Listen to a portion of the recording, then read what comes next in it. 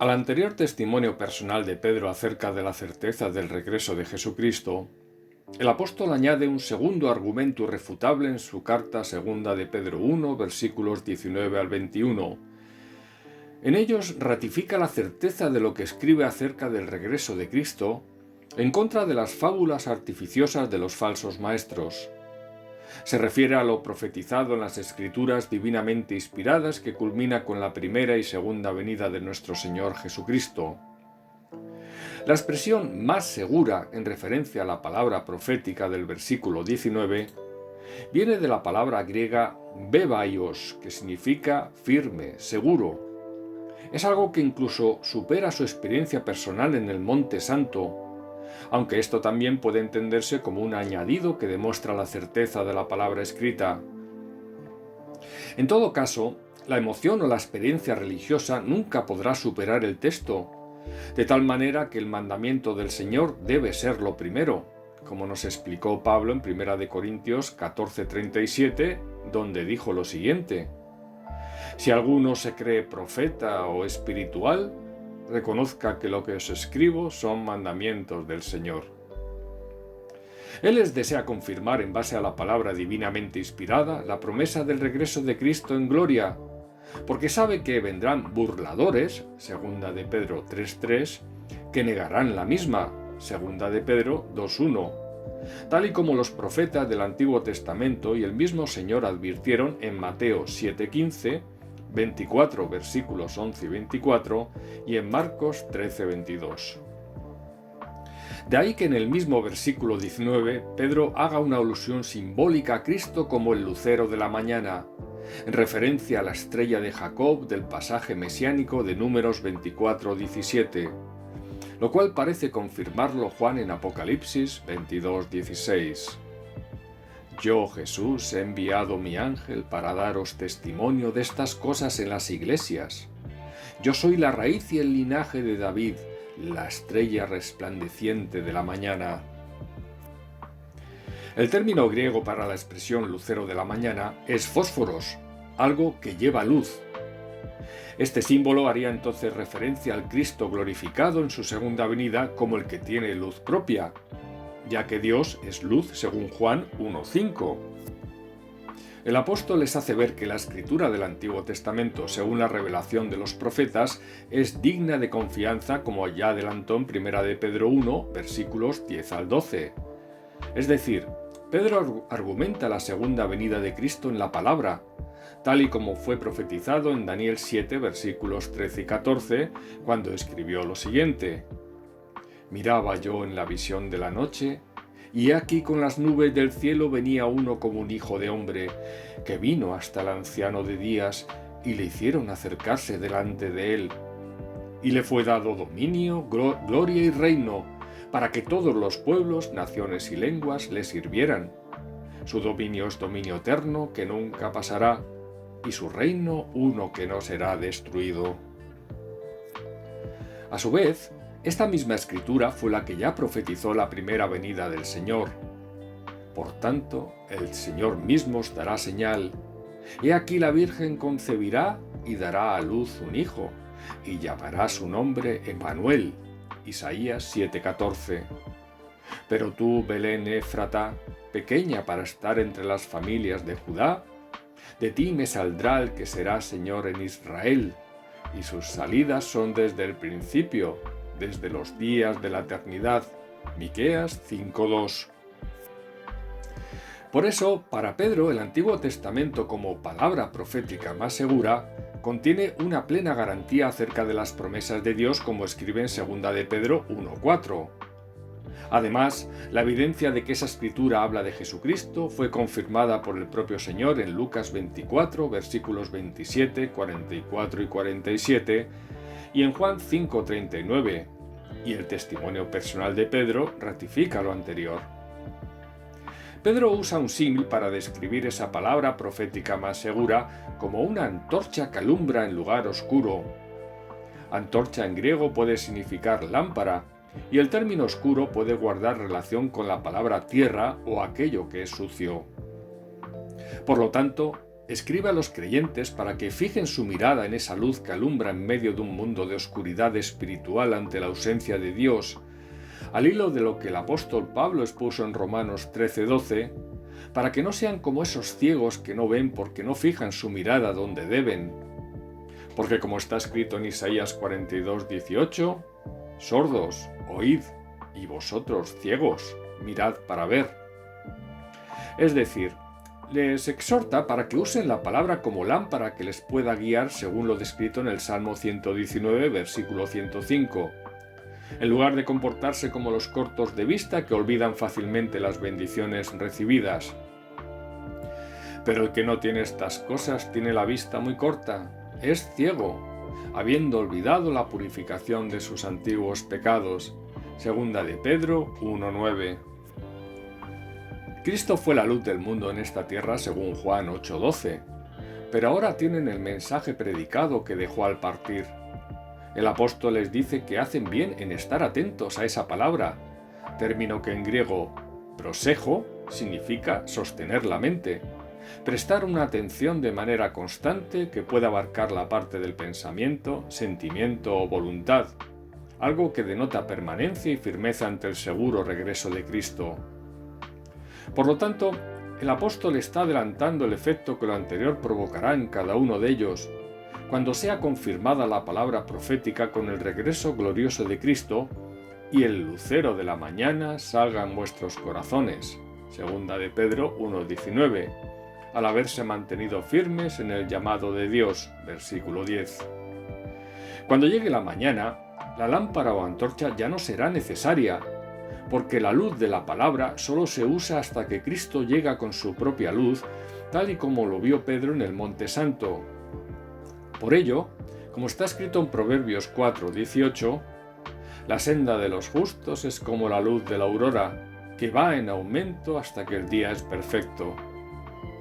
Y esa confirmación vendrá avalada por la certeza y plena confiabilidad que deben guardar respecto a las Escrituras, al ser la revelación de Dios.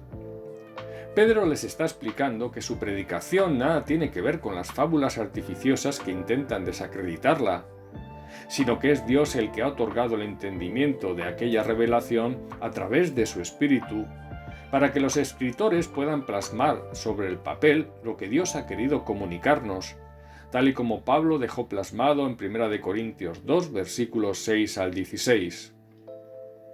Sin embargo, hablamos sabiduría entre los que han alcanzado madurez, y sabiduría no de este siglo, ni de los príncipes de este siglo que perecen, mas hablamos sabiduría de Dios en misterio, la sabiduría oculta, la cual Dios predestinó antes de los siglos para nuestra gloria, la que ninguno de los príncipes de este siglo conoció, porque si la hubieran conocido, nunca habrían crucificado al Señor de la gloria. Antes bien, como está escrito, cosas que ojo no vio, ni oído oyó, ni han subido en corazón de hombre, son las que Dios ha preparado para los que le aman.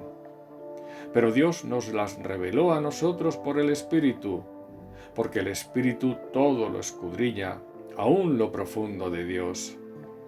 Porque ¿quién de los hombres sabe las cosas del hombre, sino el Espíritu del hombre que está en él?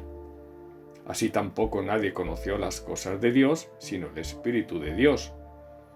Y nosotros no hemos recibido el Espíritu del mundo, sino el Espíritu que proviene de Dios, para que sepamos lo que Dios nos ha concedido, lo cual también hablamos, no con palabras enseñadas por sabiduría humana, sino con las que enseña el Espíritu, acomodando lo espiritual a lo espiritual. Pero el hombre natural no percibe las cosas que son del Espíritu de Dios, porque para él son locura y no las puede entender, porque se han de discernir espiritualmente. En cambio, el espiritual juzga todas las cosas, pero él no es juzgado de nadie. Porque ¿quién conoció la mente del Señor? ¿Quién le instruirá? Mas nosotros tenemos la mente de Cristo. Por lo tanto, no cabe una interpretación privada de la Escritura que nos lleve a conclusiones a la carta, tal y como expresa 2 de Pedro 1:20, porque solo hay una verdad y un significado dado por el autor de la palabra, que es Dios. Y para alcanzarlo se necesita la inspiración del Espíritu Santo, como indica el versículo 21, quien pone luz allá donde nadie puede ver para guiarnos en nuestro entendimiento.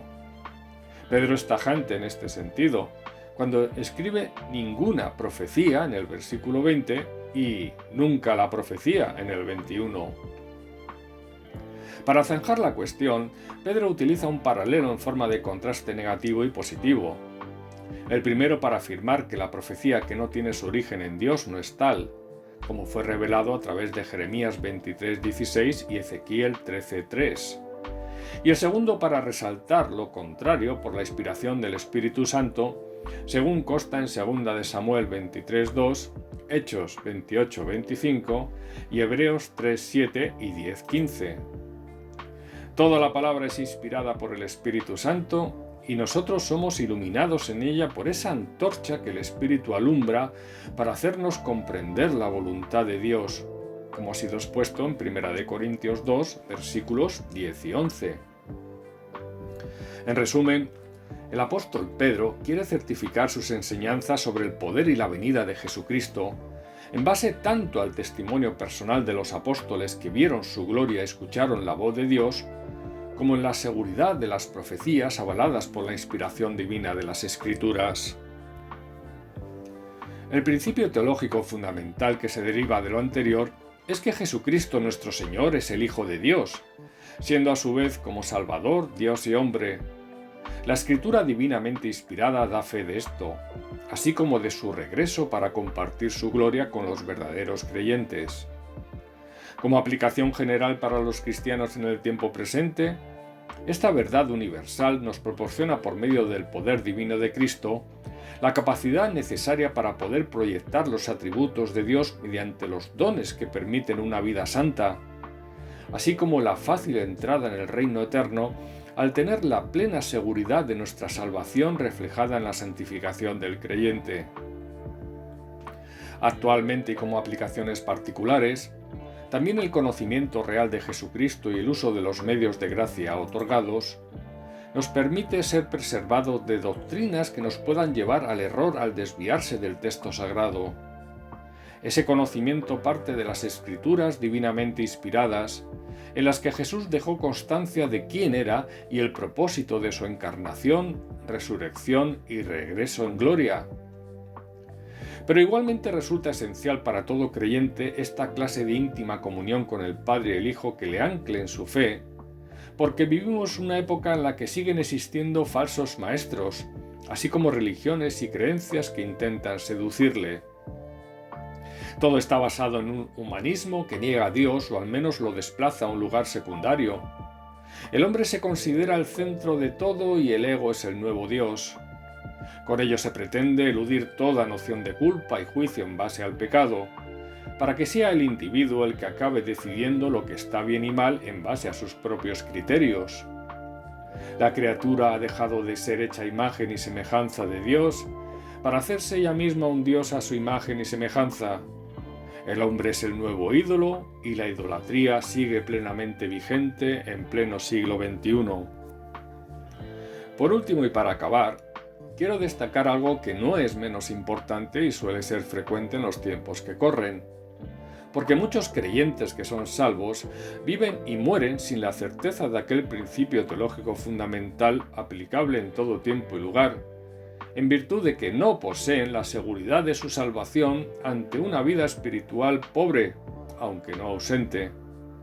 No hacer uso correcto de los medios de gracia que Dios otorga para la santificación los lleva incluso a morir sin apenas paz y esperanza. La salvación es segura si el Espíritu mora en ellos en virtud de un nuevo nacimiento en Cristo, pero no el gozo que de ella nace mediante la plena certeza de su adquisición, ya que el Espíritu no puede obrar como quisiera ante la falta de comunión íntima con nuestro Señor en el uso de los dones conferidos para su gloria. No podemos olvidar que fuimos salvos para llevar a cabo las buenas obras preparadas por nuestro Padre de antemano. En consecuencia, Conviene que quien desee tener la seguridad al morir de que Cristo le reconocerá como su discípulo cuando comparezca ante él, lea atentamente esta maravillosa segunda carta del apóstol Pedro, que espero haber analizado correctamente, salvo error u omisión por mi parte. Que Dios nos ayude en la tarea que tenemos por delante. Maranata, Señor, ven pronto. Amén.